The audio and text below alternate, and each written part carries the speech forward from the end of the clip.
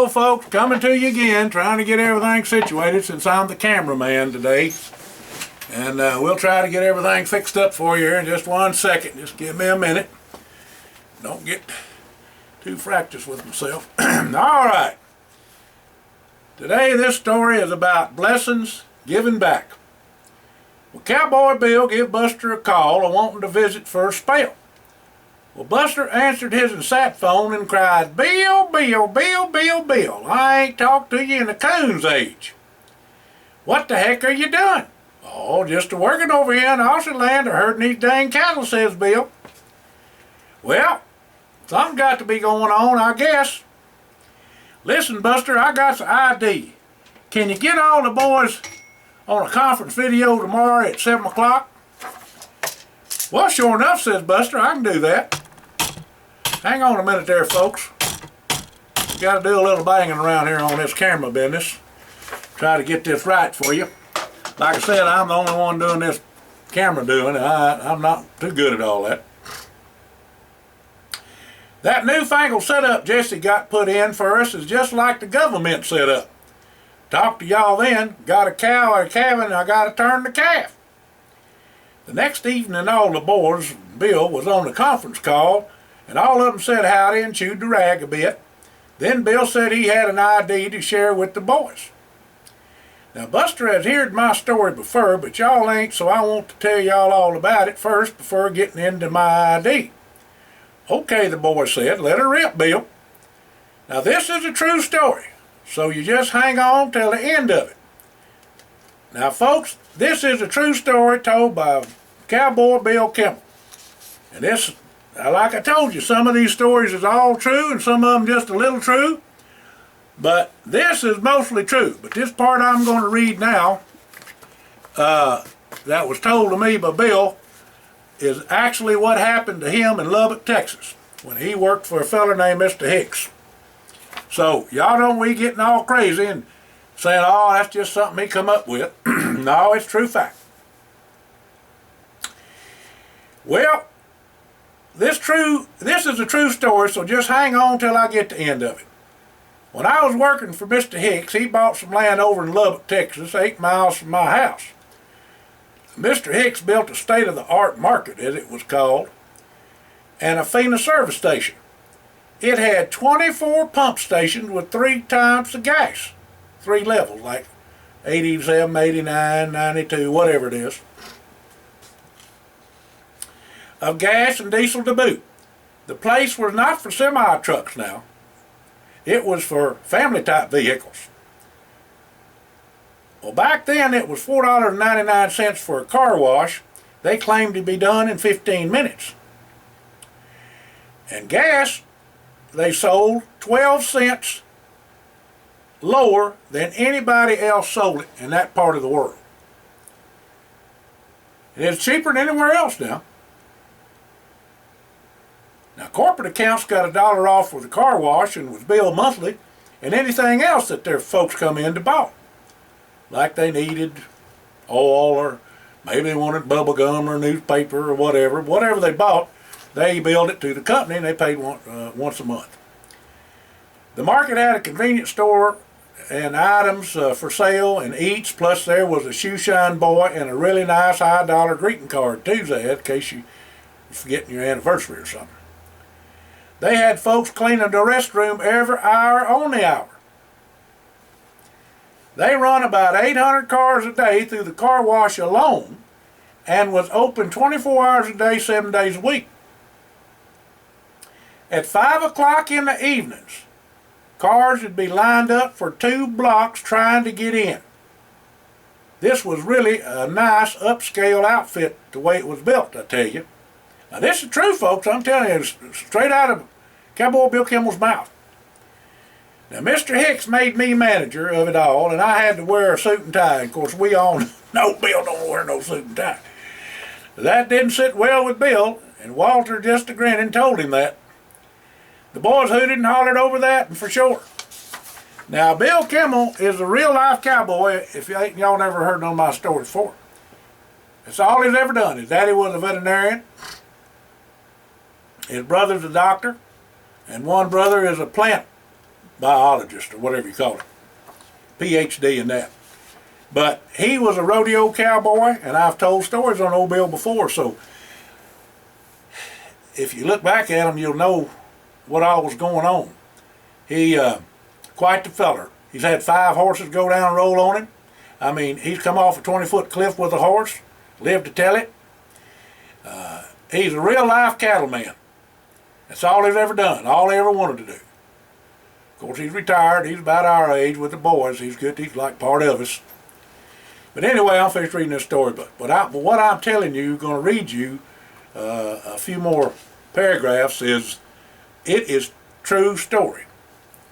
Y'all know me too well, said Bill. Back in my story, he said, I interviewed 1,000 fellers applying for a job.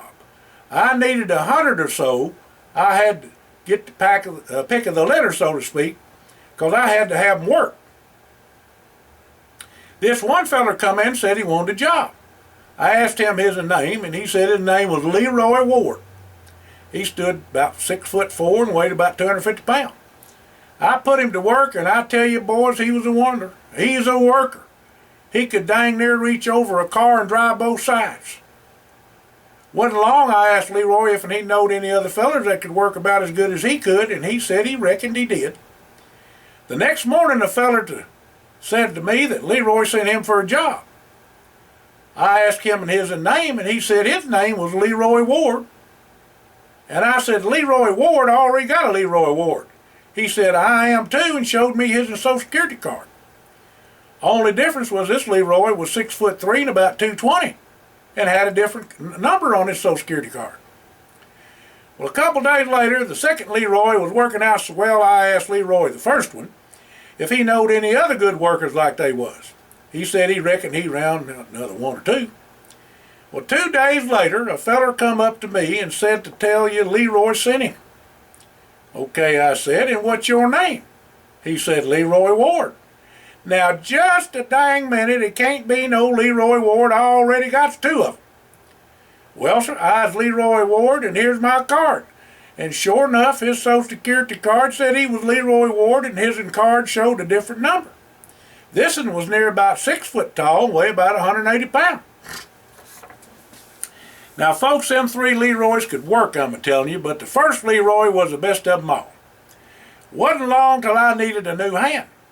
So I asked Leroy if he had any other fellers that was good hands that wanted to work. Well, Leroy said, we got another Leroy Ward, but I won't be recommending him none. Why's that, I asked. He ain't going to work. He ain't worth killing. Then I asked Leroy, why is all the 4 of you boys named Leroy Ward? Well, said Leroy, we got different mamas, and our daddy raised all 4 of us boys. He said he named all of us boys Leroy because he hollered, when he hollered first, he wanted some action. Figured at least one of us would come a-running. I said, Lord have mercy. And folks, this is true as true could ever be told. All right, near about 4 years later, the largest fuel supplier in the southwestern United States come to Mr. Hicks and said they was about to be put out of business by his low gas prices. Now, Mr. Hicks was always 12 cents or better lower than what they sold it for, and asked him how much he wanted for the business. Well, Mr. Hicks gave him his price, and they paid it. I've never been so glad to get out of that suit and tie, I can tell you, said Cowboy Bill. Boys, I'm a-telling you, that business model has stuck with me all these years, and I know it will work even better with us improving on it. Well, let me lay it out for you with some ideas, said Bill. We can call it the Market Center, or whatever we want to call it, but I'm just calling it the Market Center. Build it with 2 half circles back to back and make it real fancy like. A feller can get his in gas and a car wash, a newspaper, a shoe shine, anniversary or birthday card he done forgot, a haircut and other possibles he might need or want. Food court would be for fast food and sit down restaurants as well. Pay our hands $5 an hour over minimum wage and give them insurance and perks, such as their gas for free, all items from the market for cost, as well as sell to the public for 2% over cost. In other words, our profit margin would be 2%. This day and time, jobs is scarce and money tight. We can have a 2% profit and cover all our costs and deduct what we give our employees. Now we are a for sure competitor. We can even special order for folks. We own factories, mills, farming, ranching, and mining operations, refineries, and oil and gas wells, all manner of other business and retail and wholesale, so we're moving products we control, and we got deductions, and we are helping folks all over the world. This can work for small towns, large cities, farmers, and commercial business and trucking companies too. We can add to or take away different services for specific locations. Isaac, Buster's blood brother, could handle Kenya. Daryl's friend Daka could handle Zambia, and on and on. We have locations all around the world. What y'all are thinking, said Bill. Well, Howard spoke up and said the transport for all of this was already in place, air and rail. It's a no-brainer as far as I'm concerned, he said. This would mean we would have a container fleet, said Walter. Jesse said most of the business operation was already in place as well. Just expanding them, he said. This would take a right smart amount of money to get going, said Buster. We'd have to go to the bank, said Buster. Well, Jesse piped up and said, we are the bank, and all of them laughed about that. We got more money than all the other banks put together now, said Jesse, just a grinning. All the boys said, you the money man, Jesse. As I see it, says Buster, this is for the little man. But they would be riding the coattails of the big boys. We have an in about every major business there is. So it would get the mom and pop business to focus on what we will be doing and keep afloat and make it a profit. Since we was all talking about expanding and helping folks, I want to talk about insurance companies. I want us to start our own insurance company, and I mean all kinds. If our government won't help our citizens, I want to make sure that every U.S. citizen has health, dental, and vision insurance. They pay whatever they can afford, and we pick up the tab. Jesse can figure it all out, can't you, Jesse? Well, it will take a while, but it can be done. I think the other kinds of insurance would fund the health side of it. We will have to put up a fair-sized chunk, but nothing that would dent our portfolio, said Jesse. Looks like we got our work cut out for us, boys, said Buster. Bill, I want you to work hand in glove with Jesse and let the others do what they want to do. Get with Isaac and Daka and our other friends in other countries, too. I ain't going to wear no coat and tie, said Bill. I'm a cowman. Well, keep your boots on, Bill. This here is your ID, remember. You ain't got to wear no coat and tie neither. Just work it all out with Jesse, okay?